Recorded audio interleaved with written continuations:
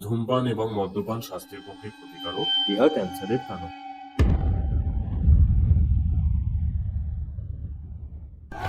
সময়টা তখন 1947।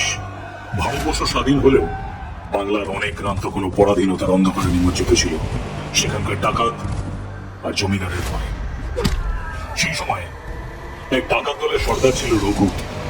ভালোর ভালো, খারাপের খারাপ। জমিদাররা রঘুকে দেখে ভয় পেত, আর গরিব প্রজারা তাকে সম্মান করত। কিন্তু রঘু ভালোবেসে বিয়ে করার পর ডাকাতি ছেড়ে দেয়। 1 বছর পর রঘুর প্রথম সন্তান শ্যামা জন্মানোর সাথে সাথে রঘুর স্ত্রী গঙ্গার মৃত্যু হয়। এই রঘু সেই গ্রাম ছেড়ে অন্য এক গ্রামে চলে যায়। রঘুর দলের আর এক ভয়ঙ্কর ডাকাত ছিল, যার নাম বিশা। ওর জীবনের দুটোই লক্ষ্য, দলের সর্দার হওয়া আর রঘুর সর্বনাশ।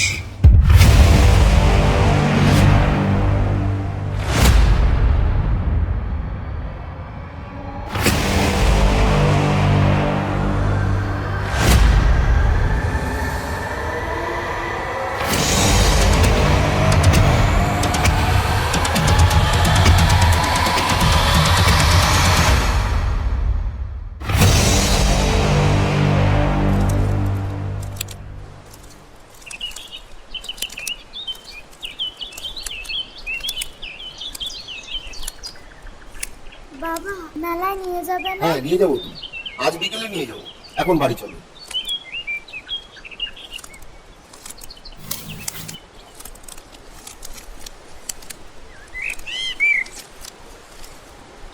সর্দার,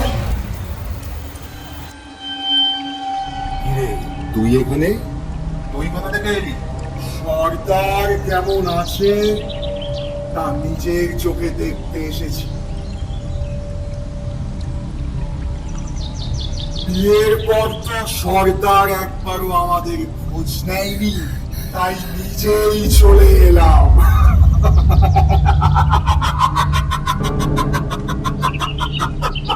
তুই চলে যা, আমি বেশ আছি। নিজের বউ মারা যাওয়ার পর কি কেউ ঠিক থাকতে পারে? তুই জানলি কি করি?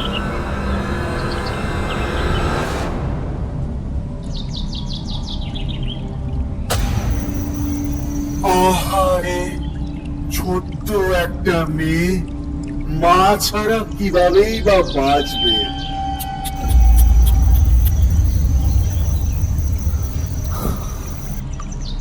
নাম কি তোমার?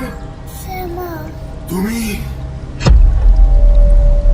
তুমি জানো তোমার মাকে কারা মেরেছে? কে মেরেছে? ওই ওই ওই যে নারায়ণগড়ের জমিদার বিষ্ণু প্রতাপ সিংহ। ওরও তোমার মতো একটা ছোট্ট ছেলে ছিল, শিবরুদ্র নাম। তুমি খেলবে? তুমি এসো না, এসো এসো, খেলবে খেলবে। আমি শেষবারের মতো তোকে বলছি, তুই এখান থেকে চলে যা। আমাকে আমার অবস্থায় ছেড়ে দে। আমিও শেষবারের জন্যই দেখা করতে এসেছি।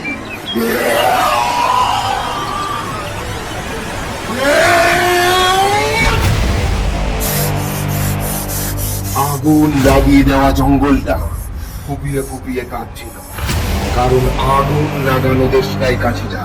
এই জঙ্গলেরই কোনো গাছের অংশ ছিল। যা, চলে গেল এখান থেকে।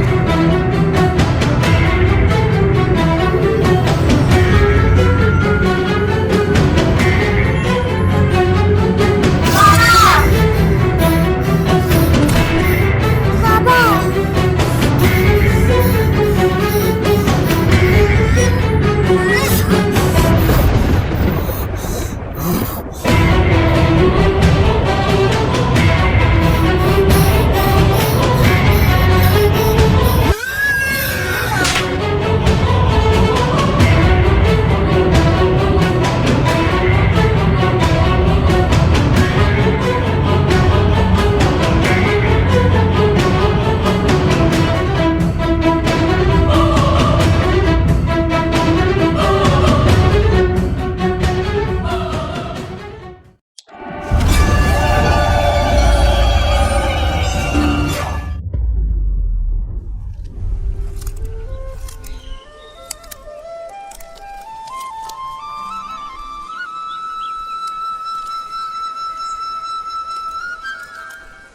জানো তো দাদা, এবছরে ডাকাতের সংখ্যাটা খুব বেড়ে গেছে। আমিও এই বিষয়টা নিয়ে ভাবছি। এর একটা কিছু বিহিত করতে হবে।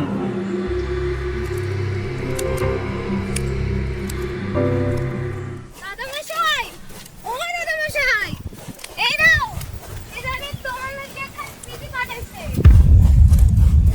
কে পাঠিয়েছে? মঙ্গল বৌদি তোমার চিঠি করে দিয়েছে। দেখি।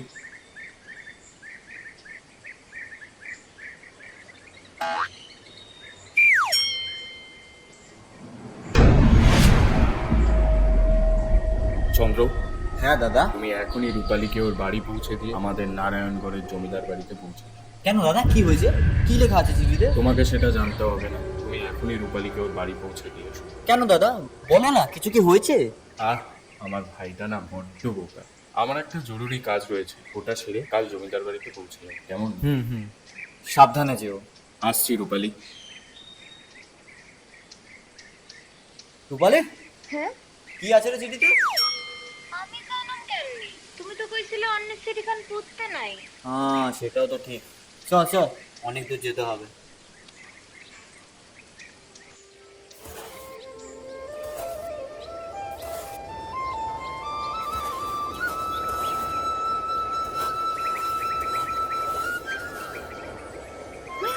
কে? আমি শ্যামা।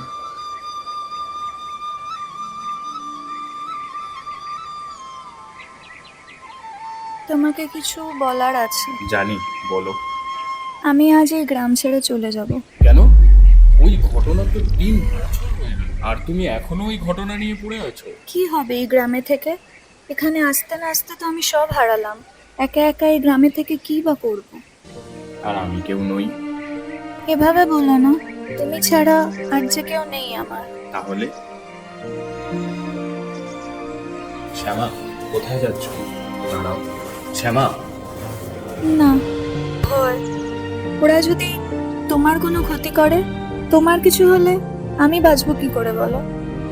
আমার তো সব শেষ। গ্রামের লোকেরা বলল বিশা সর্দার আজ সকালেই এই গ্রামে আসছে, তাই এই গ্রামে না থাকাটাই ভালো। কিন্তু শ্যামা থাকতে শিবের কোনো ক্ষতি হতে পারে। কিন্তু শিব থাকতে তো আমার ক্ষতি হয়েই গেল। ভুবন, তোকে অনেকবার বারণ করেছি তুই আমার আর শ্যামার মাঝখানে আসবি না। শুধু আমি নয়, তুই আমার আর আমার মাঝখানে এসেছিস। ভুবন, ছাড়ো, ওর মতো অপবিত্রের সাথে কথা বলে নিজেকে অপবিত্র করো না। কি? আমি অপবিত্র?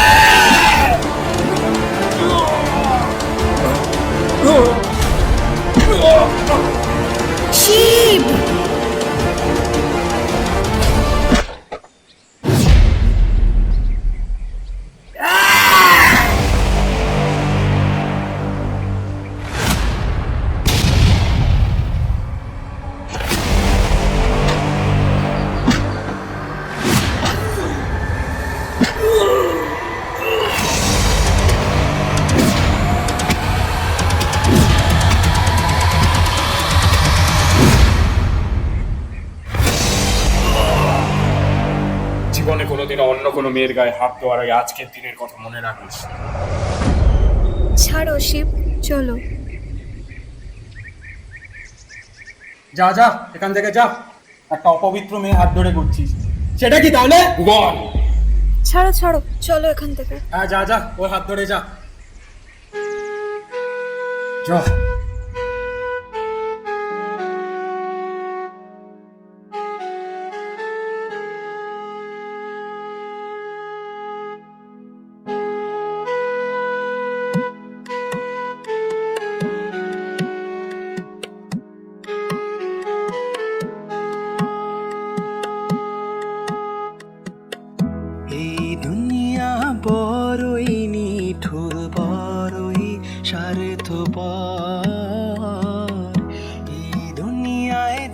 সীতার আজ নেই কোনো ঘর।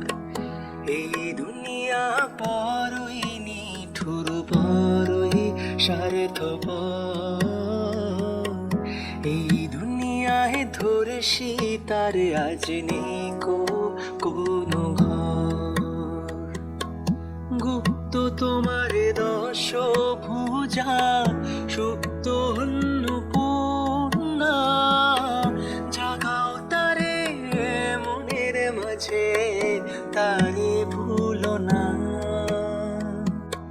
প্রেমটা তোমার উকি মারে মনে ভালোবাসা, কলঙ্কিনী হলে তোমার বুঝবে না ভাষা। এই দুনিয়া বড়ই নিঠুর বড়ই স্বার্থপর। এই দুনিয়ায় ধরে সীতার আজ নেই কোনো ঘর।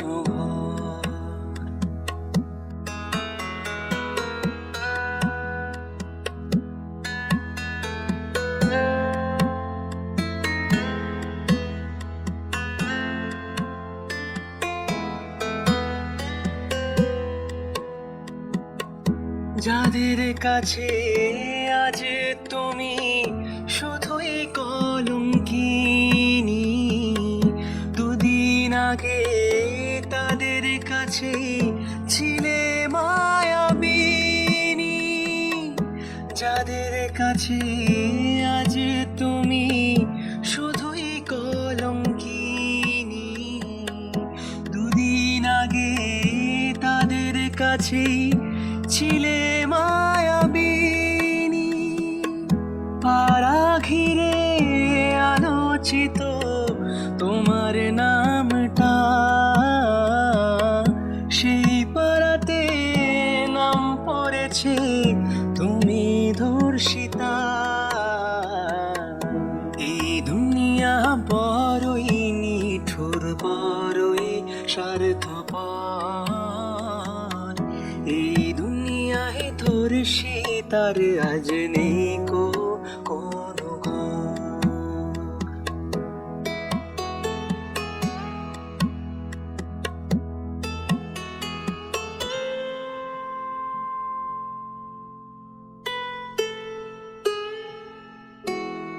ভালো থেকো, আসলাম।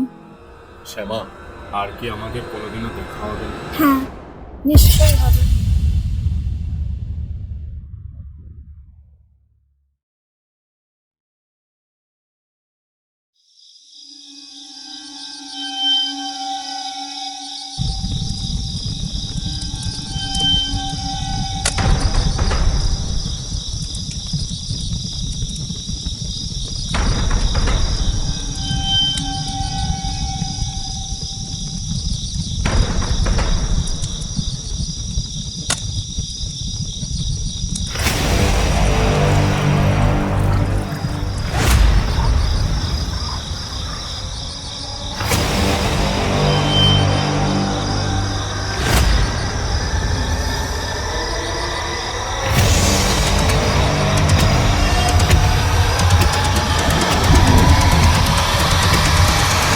সর্দার, আজ ওই জমিদার বাড়ির শেষ রাত।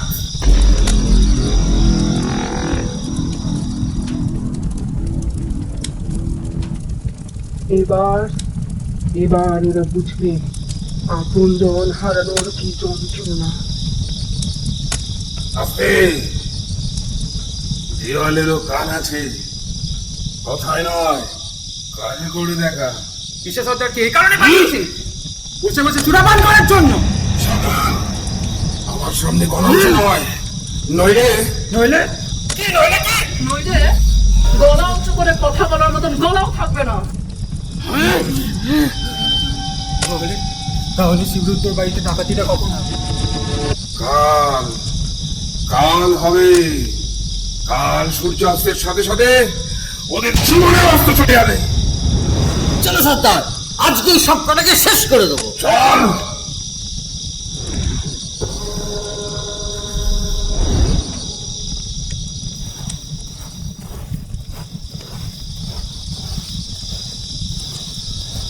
সর্দার সর্দার সর্দার সর্দার কি হয়েছে তোমার? কি হয়েছে সর্দার? জানিস না 3 রাত্রি আমি ঘুমাই না? এত রেগে মধ্যে তোদের শিখিয়ে কি লাভ? যদি সব কাজ আমাকেই করতে হয়। সর্দার তোমার কোনো চিন্তা নেই, তুমি এই ডেরাতেই থাকো, আমি দলের সব কটাকে ধরে আনবো। তুই পাবি? অবশ্যই পারবো। যা ধরে নিয়ে সব কটাকে। চল। হ্যাঁ সর্দার।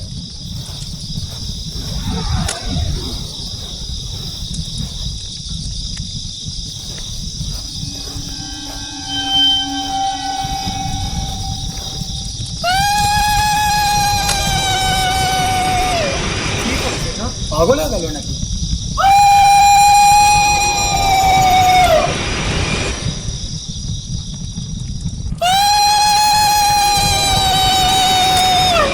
ডাকাতি করতে গিয়ে এরা উলু দিচ্ছে কেন?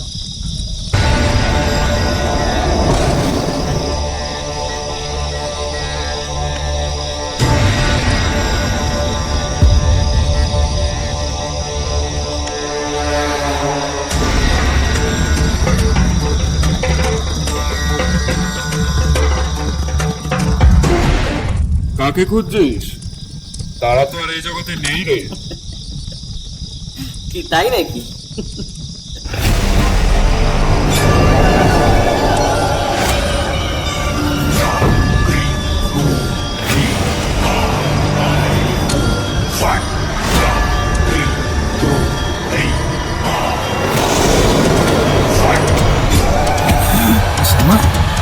সামনে তুমি কি করছো? আমি ওটার ওখান থেকে পালাই।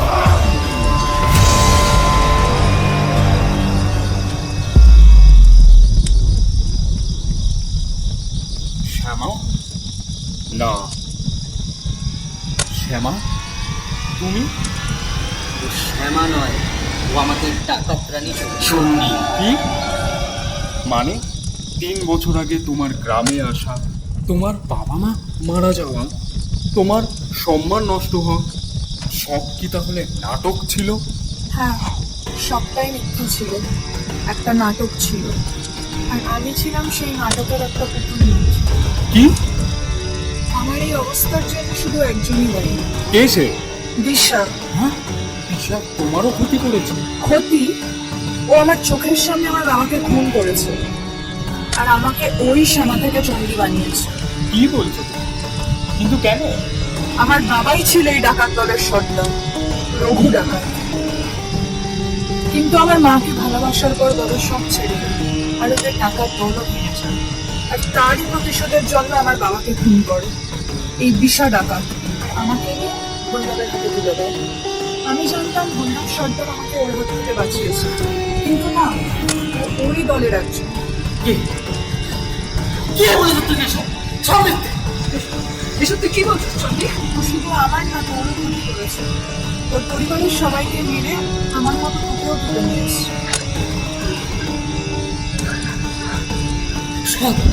সব মিথ্যে বলেছে। হ্যাঁ, আমি তো নিজেই জানতাম না আমাদের দলের সর্দার বিষয়টা। সেদিন ভৈরব সর্দারের ডেরা দিয়ে যাওয়ার সময় আমি সবটা শুনতাম। দাও, দিশা সর্দার তো এখানেই আসছে। শ্যামা তো জানেই না আমরা দিশা সর্দারেরই লোক। শ্যামার বাবাকে তো দিশা সর্দারই মেরেছে।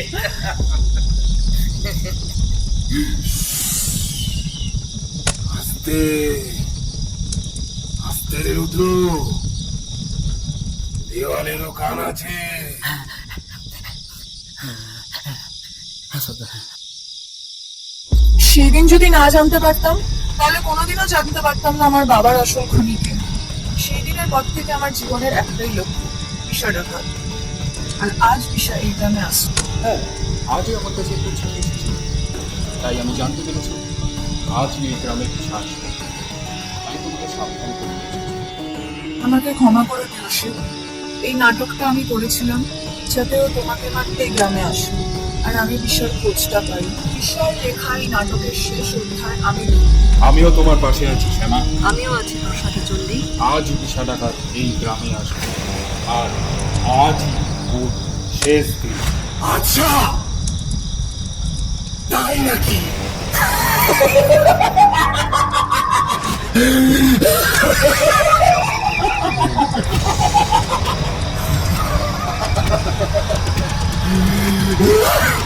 ঈশার লেখা গল্পে শেষ পাল্লা কি হবে ঈশা নিজেই জানে না।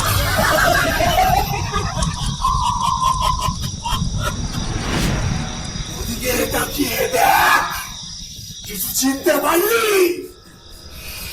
চন্দ্র, দাদা আমার কিছু হয়নি দাদা, ওরা আমাদের কিচ্ছু করতে পারবে না। আরে যেভাবে তোর বাবাকে মেরেছি সেভাবেই আজ তোকে মারবো।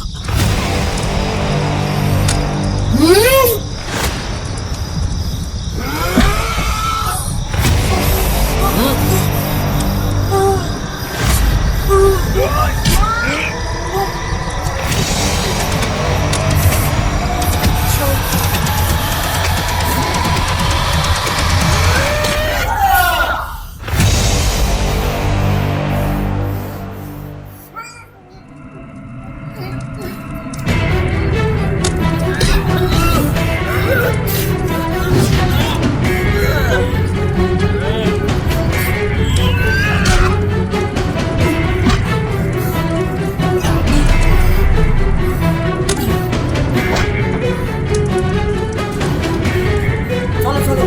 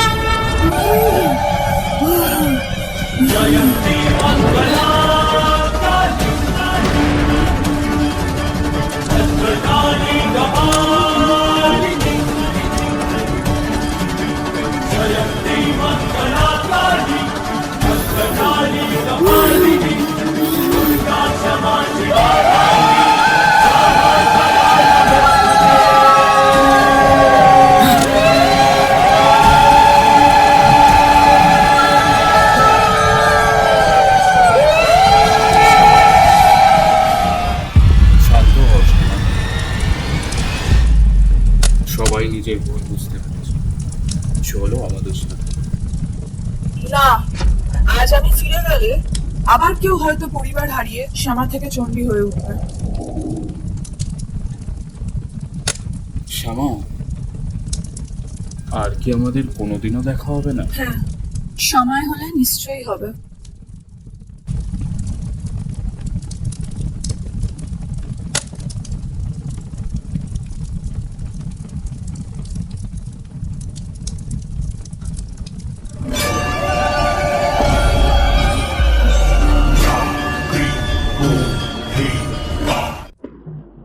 সকালের চিঠিটা তাহলে কে পাঠিয়েছিল?